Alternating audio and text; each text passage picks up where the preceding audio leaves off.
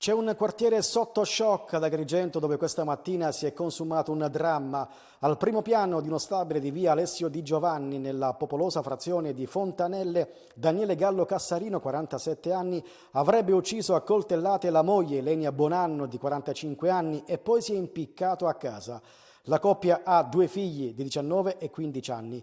Sia l'uomo che la donna sono stati trovati nella camera da letto. Forse l'omicidio o suicidio sarebbe avvenuto al termine di una lite, l'ennesima tra marito e moglie, secondo il racconto di alcuni vicini di casa, che anche questa mattina hanno sentito le grida provenire dall'abitazione. A fare la macabra scoperta è stato uno dei 2 figli della coppia, che dopo aver tentato di telefonare ai genitori ma senza ricevere risposta, si è precipitato a casa. La porta era chiusa dall'interno e quindi il giovane sarebbe riuscito ad entrare nell'appartamento dalla cucina forzando il balcone. Appena dentro ha trovato i corpi senza vita del padre e della madre. Scattato l'allarme, sul posto sono intervenuti i poliziotti della squadra volanti e i carabinieri del nucleo operativo e radiomobile. Secondo quanto emerso sommariamente dalle prime indagini, Daniele Gallo Cassarino nel corso degli ultimi mesi avrebbe sofferto di un grave stato depressivo, tanto da licenziarsi dal lavoro dall'impresa SEAP che si occupa dello smaltimento dei rifiuti. L'uomo era in cura per combattere la depressione. La moglie ha lavorato in un negozio di telefonia nella centralissima via Imera per provvedere alle spese familiari. Ma la situazione era molto complicata. Il licenziamento dal lavoro sarebbe stato uno dei motivi delle continue discussioni tra i due. La donna, secondo quanto raccontano alcuni conoscenti, non avrebbe accettato la decisione del marito di abbandonare l'impiego. Alcune sere fa in via Alessio Di Giovanni, al civico 36, era intervenuta la polizia per sedare un litigio tra i 2 coniugi. Il rapporto tra marito e moglie sarebbe precipitato fino al drammatico epilogo di oggi. I poliziotti della scientifica hanno lavorato per ore all'interno della casa per trovare elementi utili alle indagini. Sono stati portati via alcuni oggetti che saranno poi analizzati. E ancora sono stati sequestrati i telefoni cellulari dei 2 coniugi ed anche su questi dispositivi saranno eseguiti le analisi di rito. Sul posto si sono recati anche il procuratore facente funzioni di Agrigento Salvatore Vella, che ha disposto l'autopsia sui cadaveri, ed il pubblico ministero di turno Cecilia Baravelli. Secondo quanto emerso dopo il sopralluogo della procura, la donna non sarebbe stata accoltellata alla gola, ma presentava delle ferite da arma da taglio e l'uomo, dopo averla uccisa, si sarebbe impiccato. Le salme sono state trasferite nella sala mortuaria dell'ospedale di Agrigento. Non solo i sindaci a difesa dei piccoli ospedali, anche i cittadini scendono in campo per mantenere quei presidi sanitari periferici sempre più sguarniti di medici, e lo fanno unendo forze ed energie. 7 comitati spontanei che si sono uniti nel coordinamento regionale per il diritto alla salute, da Caltagirone a Patti, da Gela a Canicattì. I medici non sono equamente distribuiti. Sono andati in pensione molti medici, sia del pronto soccorso nei vari reparti, e non sono stati sostituiti, mentre nelle grosse aziende ospedaliere esistono piante organiche quasi al completo.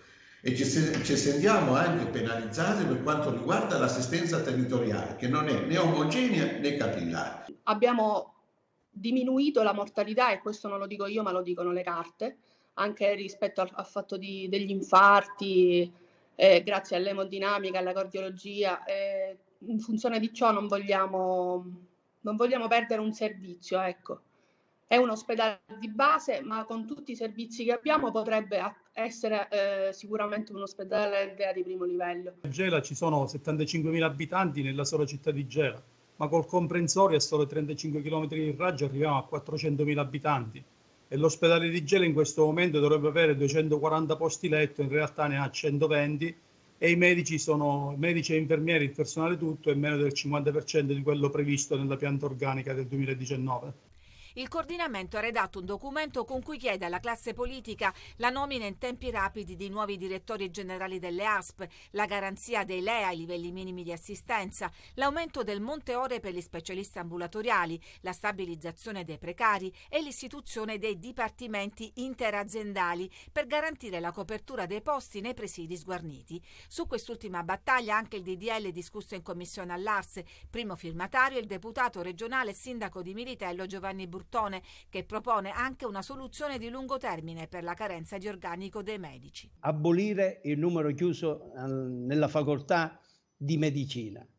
perché mancano i medici. Il percorso è un percorso lungo, 6 anni per acquisire la laurea e 5 anni di scuola di specializzazione. Sul piede di guerra anche i sindaci di 8 comuni di montagna che gravitano attorno a Bronte. I sindaci di Cesaroma, Letto, Magnace, Randazzo e Santa Domenica Vittoria protestano contro la sospensione del punto nascita dell'ospedale di Bronte e chiedono anzi il rafforzamento della struttura.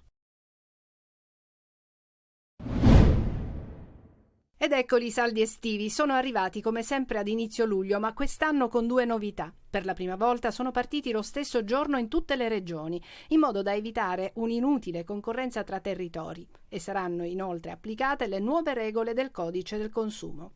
Saldi importanti per i consumatori, che nelle strade dello shopping, qui siamo a Catania, cercano di cogliere l'occasione giusta per acquistare ciò che serve. La parola d'ordine è risparmiare.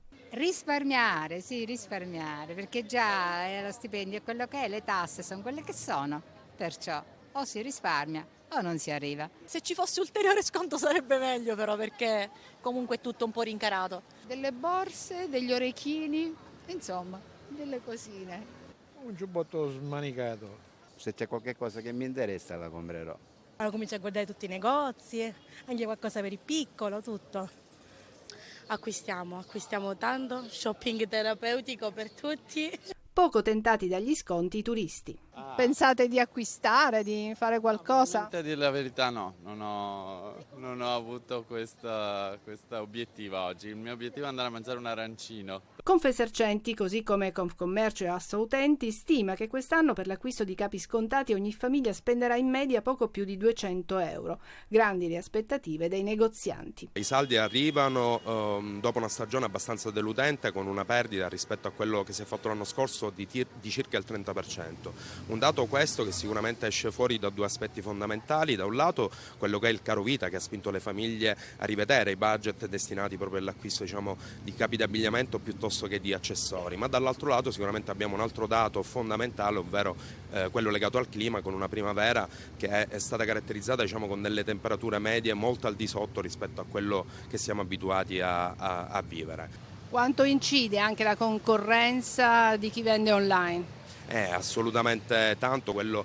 dell'abbigliamento è uno dei comparti che ha subito e continua a subire una spallata molto importante. Noi su questo sicuramente chiederemo nei prossimi mesi un tavolo all'assessore regionale alle attività produttive, proprio per cercare di capire se riusciamo a trovare una soluzione che non è semplice, ma sicuramente ci dobbiamo quantomeno tentare. Dal 1 luglio è entrato in vigore il nuovo codice del consumo che modifica le norme su sconti, promozioni, liquidazioni e saldi. Le regole prevedono una maggiore trasparenza sui prezzi e sui prodotti da vendere.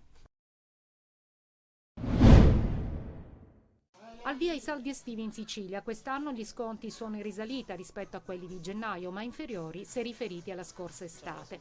E quanto emerge dallo studio dell'Unione Nazionale Consumatori, che ha analizzato i ribassi praticati dai commercianti negli ultimi anni secondo le rilevazioni Istat. Il record della convenienza spetta all'abbigliamento, che conta una riduzione del 23,3%, rappresenta la voce più scontata. Seguono le calzature col 19,1% e fanalino di coda gli accessori con il 10,7%. L'andamento dei prezzi nell'ultimo anno ha visto un'inflazione galoppare intorno al 10-12%, anche nei settori del commercio, quindi abbigliamento, calzature, eccetera, eccetera.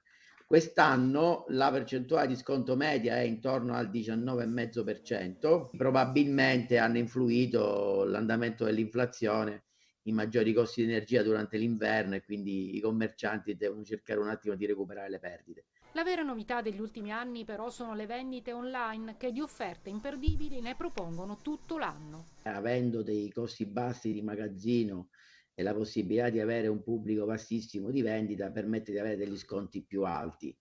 Quello che poi spesso incide è le spese di spedizione. Tengo uno sconto maggiore, ma se c'è un problema ho più difficoltà a gestirlo e probabilmente subisco un costo maggiore nella restituzione del prodotto. Così un'occhiata ai 10 consigli anti-bidone proposti dall'Unione Nazionale Consumatori possono tornare utili. Prodotti difettosi. Conservate sempre lo scontrino, non è vero che i capi in saldo non si possono cambiare. Valgono le regole di sempre, il negoziante è obbligato a sostituire l'articolo difettoso e non è più necessario denunciare il difetto al venditore entro 2 mesi dalla sua scoperta.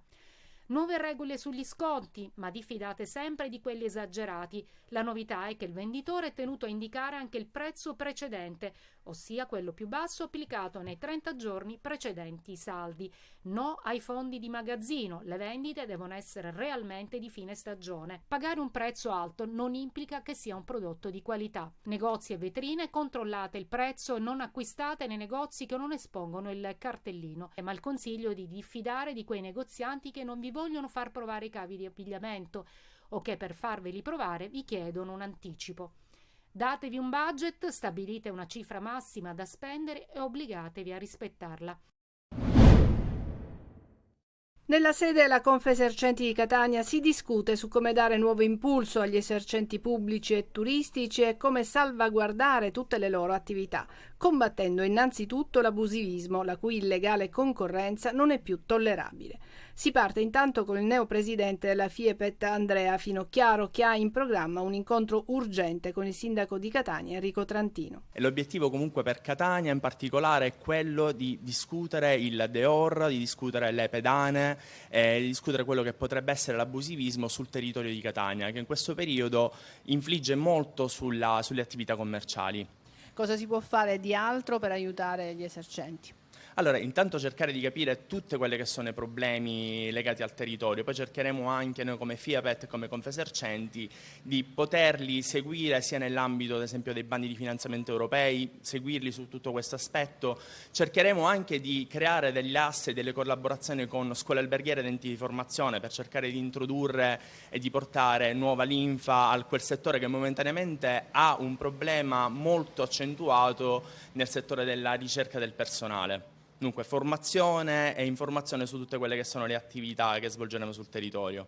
Imprescindibile anche un censimento agli esercenti dei 58 comuni della provincia di Catania. Il censimento è uno dei primi obiettivi che dobbiamo anche prefiggerci come Confesercenti e come FIAPET per capire sul territorio effettivamente quante attività commerciali operano nel settore. La lotta all'abusivismo contemplerà anche una campagna di sensibilizzazione che cercherà di coinvolgere quanti non sono in regola con le leggi in vigore. Sé que te va bien, pero no te quiere como yo. Wow, un applauso para ustedes, Nico, Puede que no te haga falta nada. Uno scambio di emozioni con il canto che dal palco diventa un coro dei fan in visibilio e il movimento del corpo e dei telefonini illuminati sono specchio della gioia che la musica sa scatenare. È stato così il concerto di Maluma a Catania, in una villa Bellini che scoppiava di presenze. La star colombiana, intenzionata a prendersi lo scettro di re del Latin Pop, era attesissimo dagli oltre 4.000 giovani che sin dalle prime ore del pomeriggio hanno presidiato l'ingresso di Villa Bellini per un posto in prima fila nell'ennesimo appuntamento del Catania Summer Fest. E lui non ha deluso le aspettative. L'autore di The Love and the Sex Tape, candidato anche come Best Urban Album agli scorsi Grammy Awards, 25 milioni di follower su Facebook e 62 milioni su Instagram, e con una hit come Away che già nel 2020 aveva fatto comprendere le sue potenzialità superando con il video su YouTube 1 miliardo di visualizzazioni, è stato generoso sul palco per un concerto che ha regalato 3 ore di musica.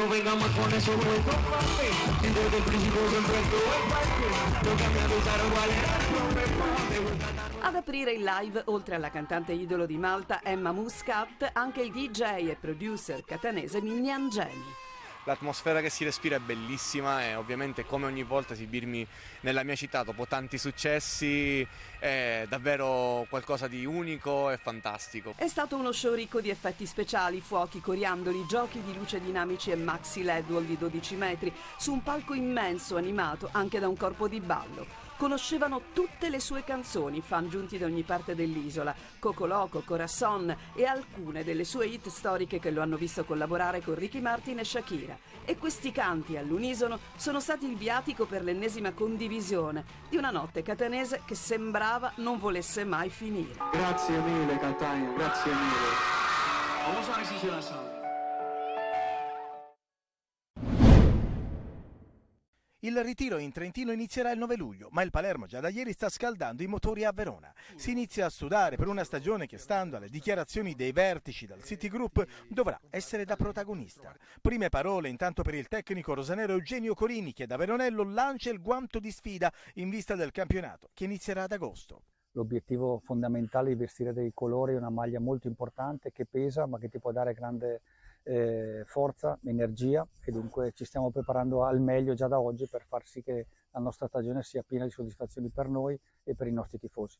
Il direttore Gardini nell'intervista e nel bilancio di fine anno ha parlato chiaro di quella che è stata la stagione scorsa, di quelli che saranno gli obiettivi per questa che andremo ad affrontare, con una linea molto chiara che rispecchia le ambizioni della città, della nostra tifoseria, e dunque sappiamo bene dove vogliamo arrivare. Attraverso il lavoro daremo il meglio per far sì che questo possa accadere. Mercato rosanero scatenati, ufficiale anche Vasic da ieri. 3 i colpi che il Palermo ufficializzerà nei prossimi giorni. A breve sarà la volta di Ceccaroni e Mancuso. I 2 calciatori hanno già svolto le visite mediche. Poi sarà la volta di Roberto Insigne. Il calciatore napoletano, infatti, sarebbe vicinissimo alla firma, questione di dettagli, e poi anche lui sarà ufficializzato. Sempre vivo l'interesse per una mezzala, si puntano Valoti del Monza e Collocolo dell'Ascoli. Il calciatore piace al Palermo, che aveva manifestato la volontà di portarlo in Viale del Fante.